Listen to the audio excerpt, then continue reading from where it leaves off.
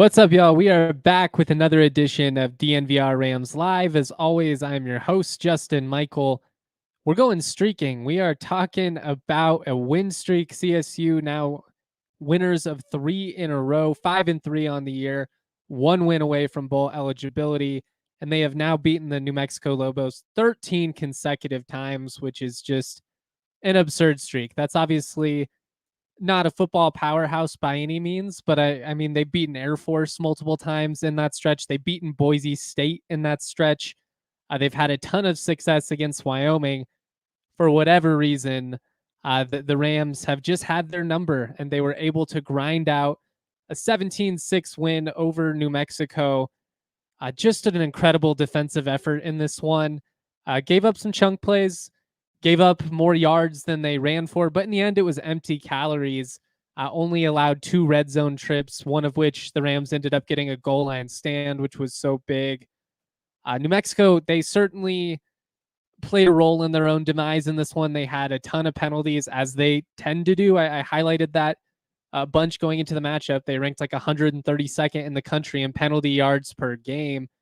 They had 10 penalties in this one, all of them offensive. All of them kind of really untimely. It felt like they had a bunch on third downs, situations where it was 3rd and 3, 3rd and 4, and then all of a sudden it's more like 3rd and 8 and 3rd and 9. They obviously had 4 turnovers in this one, which was a major factor.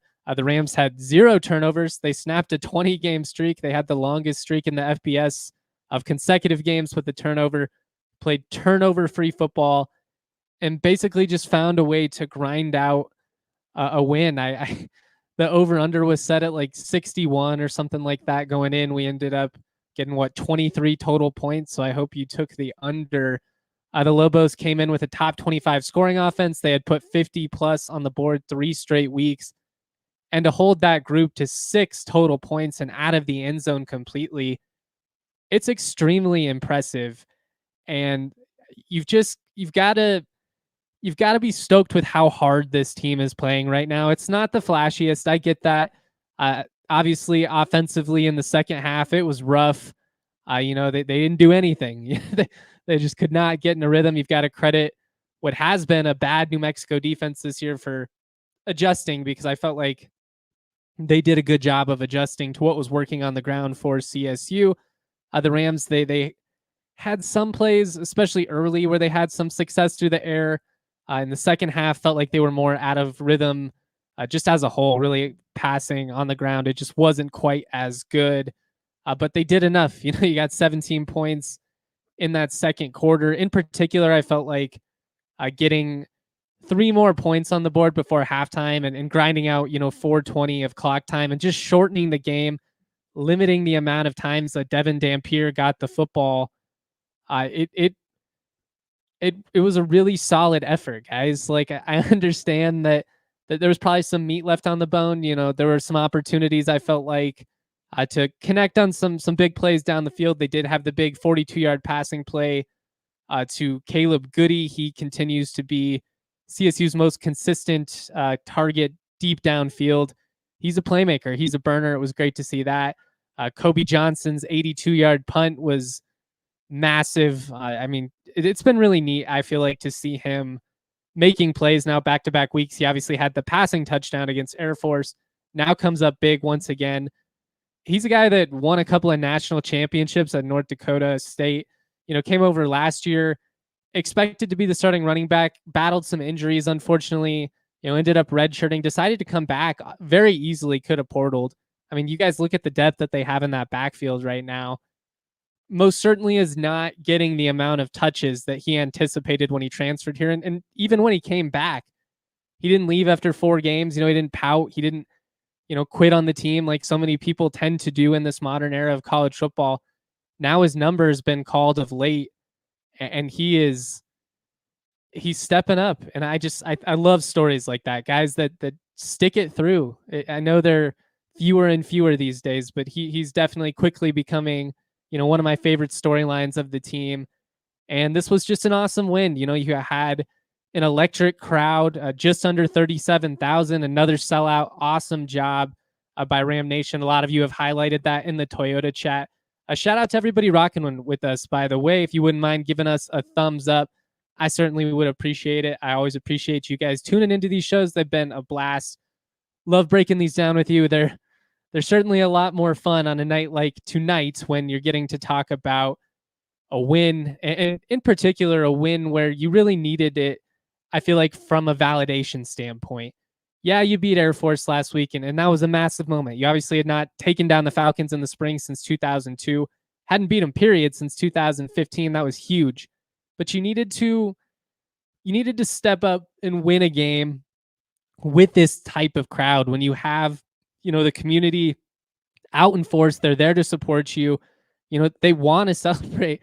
CSU fans want to buy into this program. They want to be, diehards. It's just been hard. It's been a lot of losing over the years, but you're 5-3.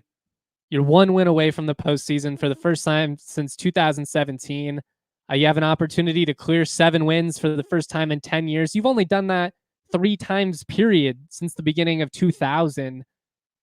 You have an opportunity here to do something pretty special. Dre said when we were previewing the Air Force matchup a couple of weeks ago that he felt like CSU was going to win out.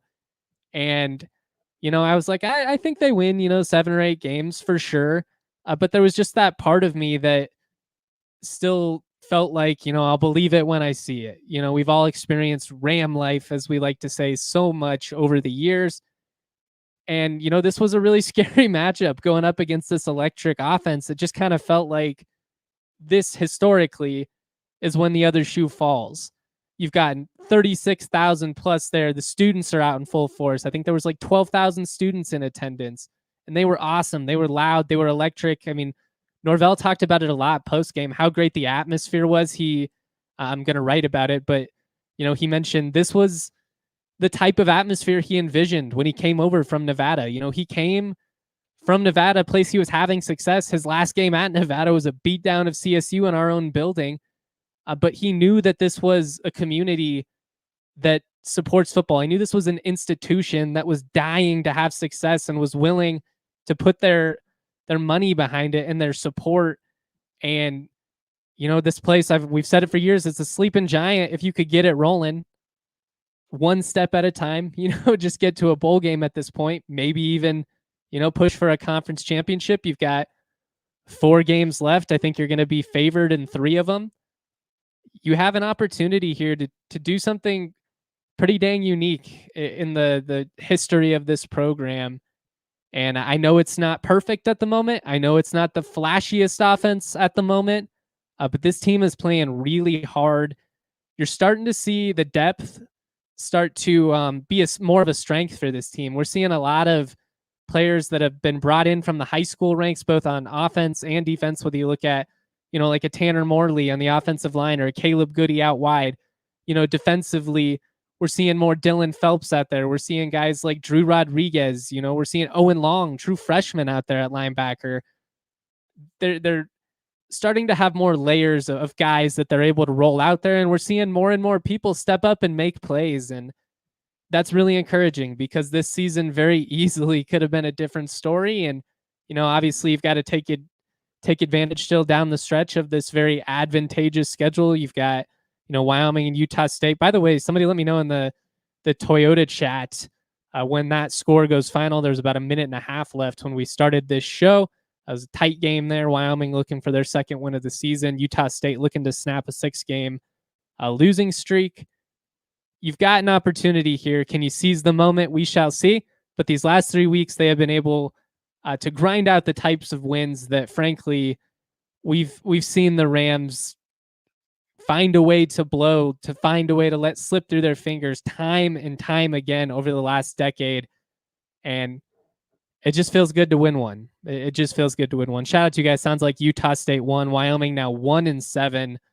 It's a rough year for the Falcons and the Pokes. And I get that there will obviously be some cynics that look at the records of some of the teams that CSU has beaten, and that's fair. I mean, obviously you came up short against Texas and against CU. Both those teams look pretty dang good.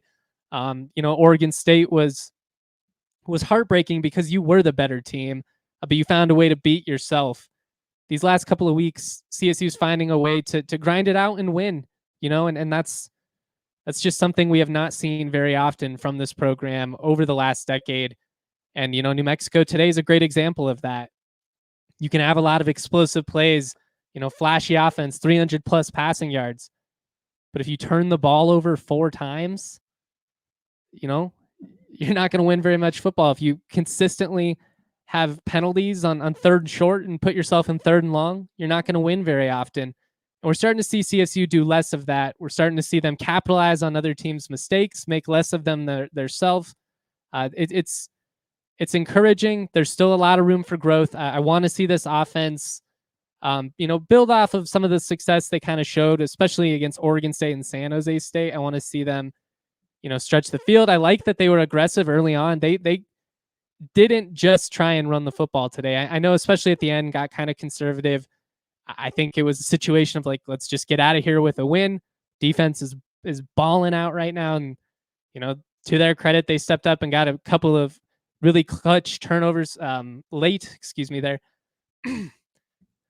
But I'm encouraged by this team right now. They're playing really hard, and they're finding ways to win. It's not always pretty, but it's tough and it's sustainable. If you can run the football, you can stretch the field, create some explosives here and there, and you can limit the damage that you're giving up on the defensive side. That's a winning recipe. And I'm just really encouraged. This was a big time moment. There have not been a lot of stretches like this in CSU's history in the last decade. It's been rough. So my advice is enjoy it. Yes, there's room for improvement. We'll talk about all that. We're going to play an intro statement from Jay Norvell here in just a second. Before we get to that, I did want to shout out our partners real quick. Starting with Game Time, you might want to start looking at some Border War tickets if you don't have them. Our friends at Game Time have great deals. What's awesome about Game Time is they have this new feature called Game Time Picks, and what they do is they just show you the best deals. Game Time has got kind of an overwhelming variety of tickets to sort through, and at times it can be a lot. It can be a lot to kind of sift through. What this does is it's a nice way to just give you the best of the best, filter out all the fluff, and that's what Game Time is really about as a company. They make it easier as a consumer to go to sports, comedy, theater, you name it, they have got it. Game Time is the best ticketing app in the business. You get to just take all the guesswork out of buying tickets, which is nice. The price you see, that's the price you're going to pay. The lowest price guarantee means you know that you're getting the best deal.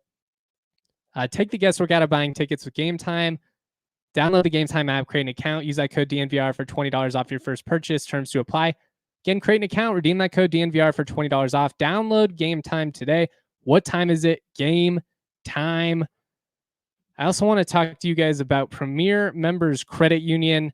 It's getting more and more difficult to save money right now. That's why you need to make the smart moves, like joining Premier Members Credit Union. Unlike big banks, PMCU is truly invested in its members and communities. They're a financial institution based right here in Colorado. Check out Premier Members Credit Union's reverse tier money market. It's a game changer for your finances and for your life. Why not see what they can do for you? Check out becomepremier.com or the link in the show notes to learn more. Here is Jay Norvell's intro statement from his press conference. Then we'll get into takeaways, key stats, player of the game.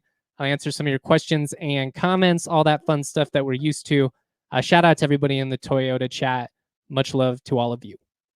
Everybody being here, really proud of the team. We've settled down and started really preparing in a mature way the last month, and really proud of how our team has practiced, how our coaches have worked and prepared our players, and how our players have taken on game day. And I just think that it shows with the energy that we're playing with, the physicality, the fundamentals that we're playing with, is starting to show. And we've really tried to go back and practice and really emphasize those areas to play consistently week in and week out. And we're starting to see it. Really proud of our defense. The effort that we showed tonight, the attention to detail, the turnovers, how we covered, how we kept this quarterback in the pocket. This quarterback was their best player.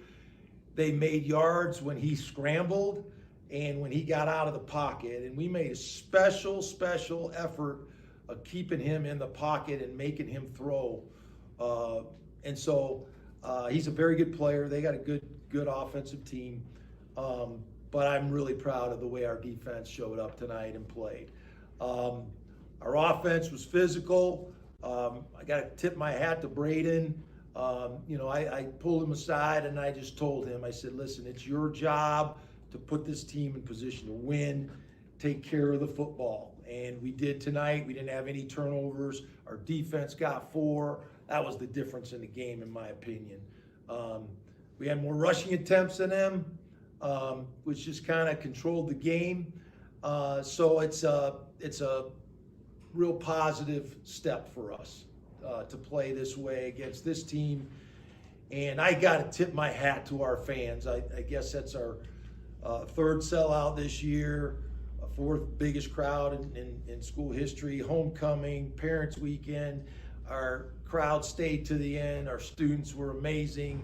They were very loud on 3rd down, and it made a difference today. So, when I took this job, I dreamed about playing in Canvas and having that kind of atmosphere, and we're starting to get it. And I'm very, very excited about that. This has got to be the hardest place for people to come in and play, and we're beginning to make it hard. So, very proud of our team. It's a very positive step for us, and we got to continue to do that.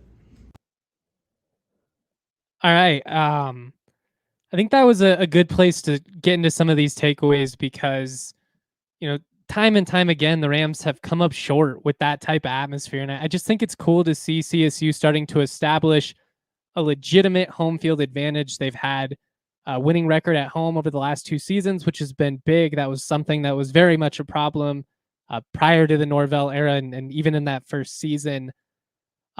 Somebody said, Kevin here says in the Toyota chat, if you told me last year we had 142 passing yards in a game, I would bet $100 we lost. Glad we can win ugly if we must. And I wouldn't even say it was necessarily ugly. I guess in the second half, offensively, that would be fair to say. But I kind of warned people going in that this wasn't going to be the flashiest offensive approach. In fact, they stretched the field more than I anticipated, and it's a good thing that they did. But I think that was kind of the hope, was that can we shorten the game here? Can we kind of limit how many opportunities Dampier has to burn us? And when he's out there, can we try like hell to keep him in the pocket and make him beat you with his arm? They held him to 51 rushing yards, about 3.5 yards a carry. I mean, that's as good as it gets against a guy like him. We had somebody else in the Toyota chat ask what happened with Patty Turner. He suffered a hamstring injury in practice this week. Big shout out to Brian Hansen, backup kicker, stepped up in a pinch and was able to make some big punts for the Rams. The first one, kind of ugly, but he was deep inside his own territory. That's a tough spot. I mean, he had 5 punts, 3 inside the 21, 50-plus yarder. Can't ask for much more than that, given the circumstances. Let's see. Apparently Coach Williams nailed it at the bonfire last night. Open a can of whoop ass on the Lobos. CSU, they were the more physical team. They were the more composed team. It was very much nice to, not be in a situation where, like after Oregon State, we're sitting there thinking, man, like we created so much explosiveness offensively. We moved the ball on them at will, and still we lost. It all ended up being empty calories for New Mexico in the end. And I just thought the defense did a really good job of not getting burned in coverage. Did have a couple of PIs. Jack Howell got called for a couple. Aiden Hector got called for one. Tough. I mean, there were a couple of instances for sure where New Mexico also missed on opportunities where they had open receivers. But this is a really tough offense to go up against. They make you defend until the very end. I mean, the thing about Dampier is his ability to scramble and improvise and just prolong the play and give an opportunity for somebody to get open.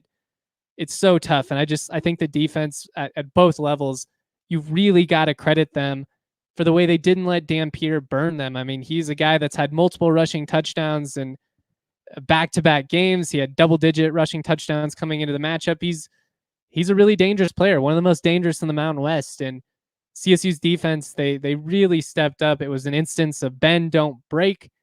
And when the game was on the line, they made plays. You know, New Mexico comes out to begin that third quarter. They go right down the field. They get to the 1 yard line, stuffed on the first 2 plays. Now it's 3rd and goal from the 1. Then they get a false start, you know, pain in the butt, something that was, if you're a UNM fan, I'm sure you're ripping your hair out because they did that all game long.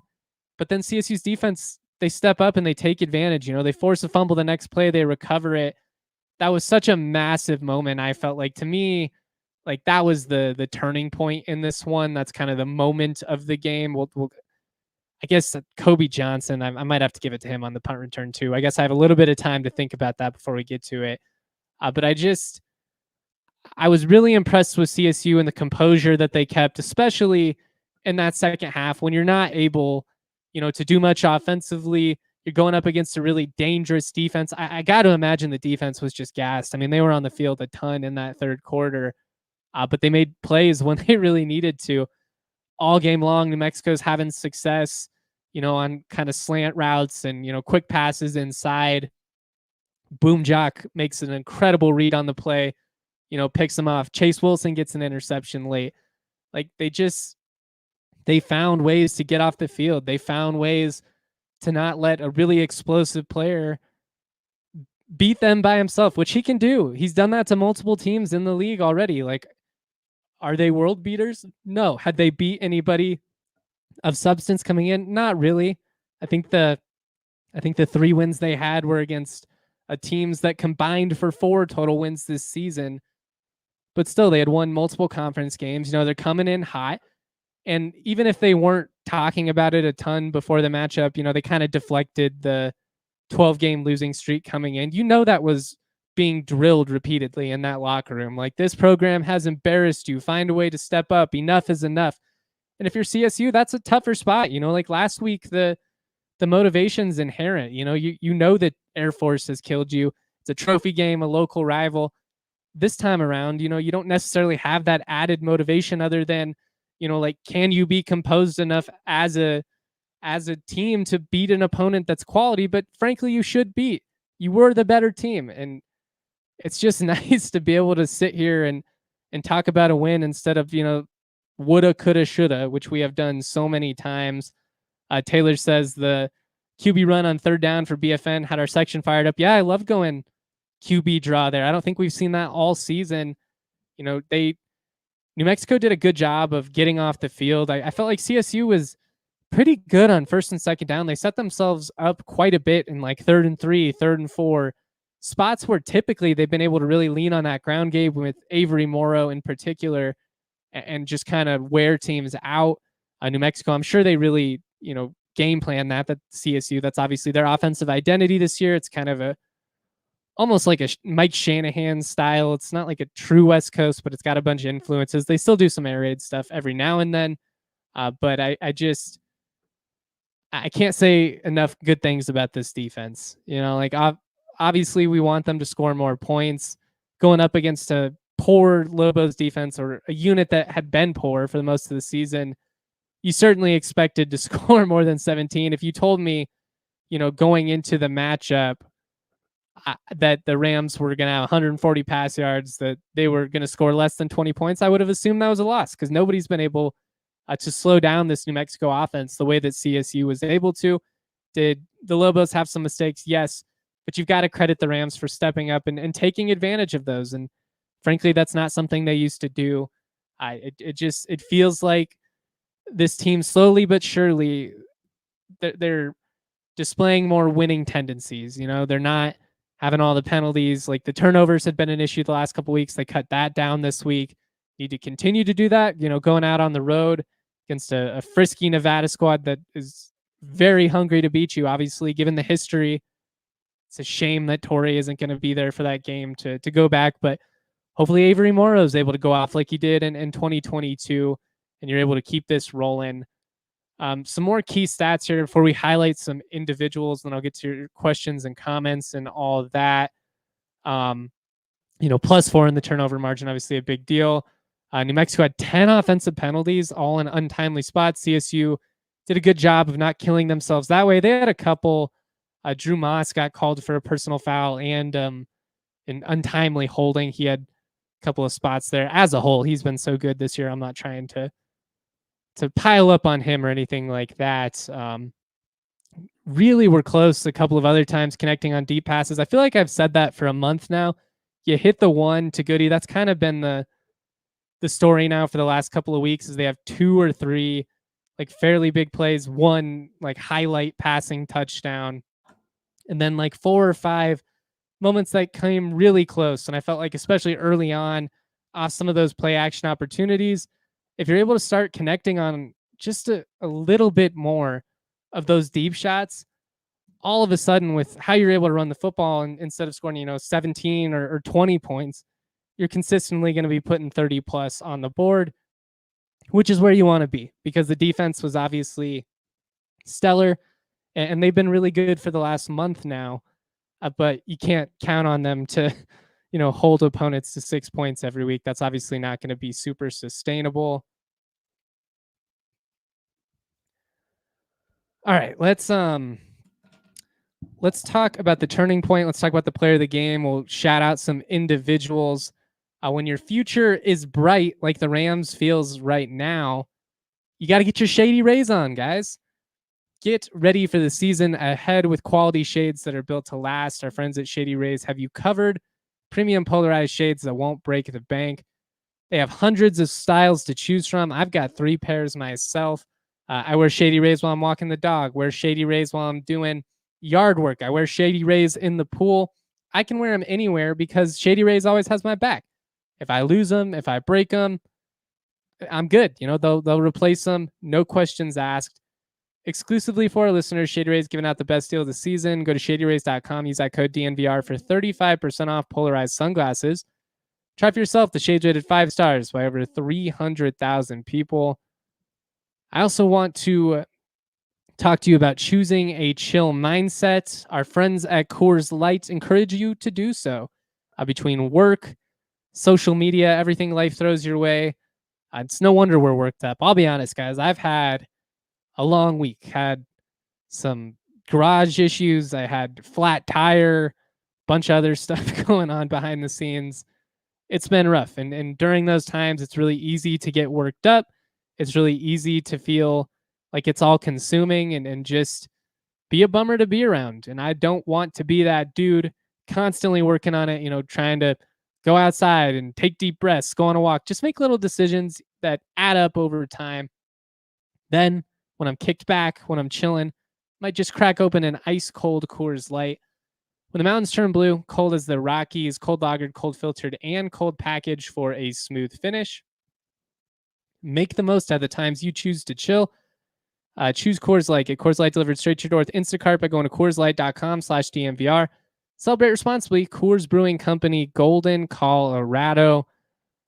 Matt Schultz wants to know in the Toyota chat, is it true McDowell got the first sack on Dampier this season? It is true. That was kind of a weird play.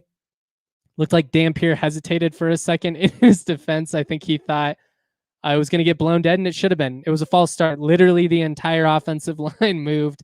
But Kennedy McDowell stepping up, making a big play. He had a sack last week. I believe that was his first career sack. I now had one in back-to-back games. He is quick off the edge. He had another play where Dampier was trying to get to the sideline on 3rd down, and McDowell ran him down. That's where you see that athleticism. He was a guy that I think if he wouldn't have gotten hurt last year, I think early on in the season, we would have seen a lot more of him. I kind of had to get in a rhythm here in year 2, but he is really, really exciting. And there's a lot of different guys that are stepping up. He gets a helmet sticker. Obviously, we're going to give Brian Hansen helmet sticker, next man up mentality, filling in for Patty Turner. Gotta love that. I'm going to give the entire CSU defense a helmet sticker just for their effort in this one. I will highlight some individuals, but I think just as a whole, everybody deserves praise. Even some of the guys that aren't necessarily like getting all the love, like in the interior, for instance. And I highlighted them last week, but I want to shout them out again. You know, Cam Baratow and James Mitchell, especially in that interior, have been tremendous. All those guys, though, Lorich has been really good. Prendergrass, some of the transfers that they brought in have been big. Those guys are just eating bodies, giving linebackers and people on the edge an opportunity. And against athletic quarterbacks, they did a really good job of, making sure there wasn't any room there. Baratow had a forced fumble today, so I'll give him an extra helmet sticker. Got to give one for Blackburn as well, and Mukendi Wakalanji. Both those guys had fumble recoveries. Blackburn led the Rams with 11 total tackles. Let's maybe give him 2 or 3 helmet stickers. Chase Wilson, 10 total tackles and an interception. We heard from him post-game. Make sure you're keeping up with all our content at thednvr.com. Now's a great time to subscribe and become a diehard. I've got our best deal ever at the moment. If you're not a diehard, you can become one for just $4 a month. Get access to all my written content and all of our awesome premium content at DNVR. But also make sure you're keeping up with the YouTube. We'll have the pressers up there from tonight on our DNVR Sports YouTube page. I guess you're watching it on YouTube. I don't need to tell you that. Helmet sticker for Kobe Johnson, 82-yard punt return. I'm going to write about it, so I'm not going to get too repetitive here, but I love a story like his, a resilient team-first guy getting rewarded late in his career and having an opportunity to make big plays for a team that desperately needs him to, frankly. As Taylor says, Jock brought the boom on that pick. I get that guy a double chocolate chip cookie or whatever the hell the TikTok dude says. I think he's the player of the game. I thought that interception was just so timely. He also had 9 tackles and a pass breakup. But to make that play with the ref, that's not easy based on the spacing. Jumped it, able to really just put the game away for CSU. Chase Wilson got a pick late as well. Great play on the sideline. Jay Norvell, I was giving him crap for that before he went up to the podium.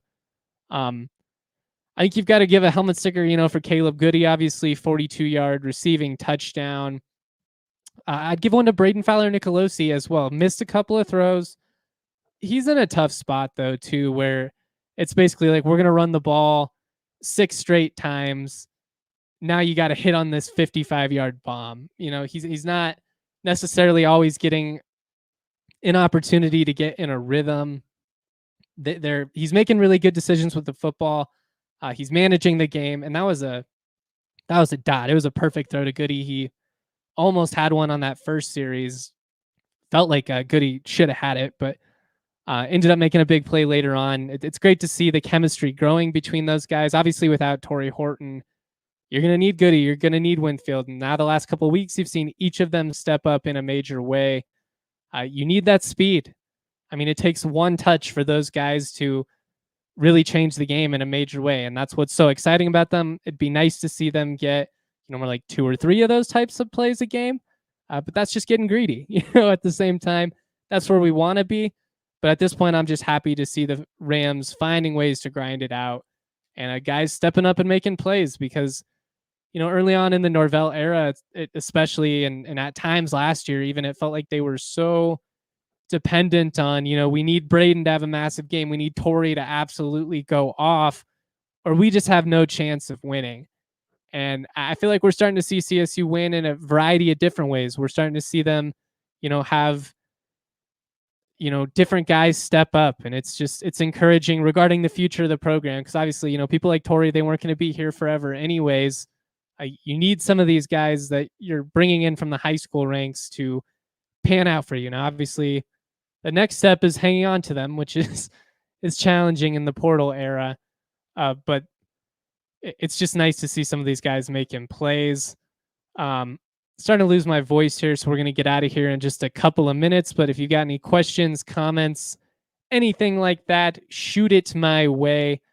More than anything, guys, it's been so long since CSU has been in a spot where they were 1 win away from bowl eligibility before we even got to November. I mean, they have an opportunity to clinch the postseason berth before you even play the border war, which I mean, I can't even remember the last time they were in this spot. Even like in 2017, you're still trying to clinch late. I want to see them play I still don't know if they played like a 60-minute game on both sides of the ball where you feel great about it. It feels like today you got 60 minutes of pretty tremendous defense. Got about 20 minutes of quality offense or dangerous offense. I guess I would say. I don't want to say it was all bad because you're not turning the ball over, or anything like that. You do rush for almost over, or you do run for almost 200 yards again. I mean, like all of that is good. I want to see a game where, some of these play action passes, and instead of only hitting on one, you hit on like three. I want to see a game where, you have 260 passing yards and, 175 on the ground. And I think that's very possible with this unit. You're not that far from achieving that right now, frankly. You've just got to hit on about 2-3 more plays a game. And, maybe that's on the staff. You got to scheme some stuff up. I do think at times can get a little bit bland, a little bit predictable. But I also think like they're not trying to be that cute. Norvell's been pretty open about how in the past they've been the flashy team that puts up 400 yards, puts up 500 yards. And at the end of the season, like you're sitting there just above 500 and you lost a bunch of tight games. You weren't able to close. Right now, this team, they have a real physical identity. It's starting to match on both sides of the ball. They're winning in the trenches. It's going in the right direction. The vibes are maybe not immaculate yet, but I'd say they're pretty dang solid. We're not quite there yet, but we got a nice little buzz going. We're having a good time. And honestly, like if we're being real with ourselves, can we have some success and get it rolling here before we start like throwing tantrums over wins, before we start like poo-pooing the idea of being 5-3 and undefeated in conference play and an opportunity to beat multiple rivals for the first time in almost a decade, opportunity to win more than 7 games for the first time in a decade, only the 4th time this century? Can we do that? Can we enjoy the moment just a little bit? I'm going to. Is it perfect? No. But we have seen this team be a bottom feeder in the Mountain West for the entire time that I've been on this beat, which is approaching a decade. And I feel like, I don't want to say beggars can't be choosers because that sounds really sad, but it's kind of true. Like there is some truth to it, but you got to win ugly before you win pretty. And you got to win small before you win big, as Kevin says in the Toyota chat, astutely put there. You got to find a way to walk before you can run. And that's where we're at right now. Would it be nice to see this team throttle someone, really step on the throat when they have their opportunity to? Without a doubt. And maybe that opportunity is next week. But at this point, I'm in a just win baby type mood as a Spokane. I can't pronounce the last name. I'm not going to try to there. But I appreciate all you guys in the Toyota chat. I appreciate all of you in Ram Nation for supporting the content. It's been a lot of fun. It's going to get even more fun as we have hoops starting next week. It's going to get real chaotic, real quick. Enjoy the win, guys. Just enjoy the win. Much love. Always proud to be. Peace. We all silly like the mayor.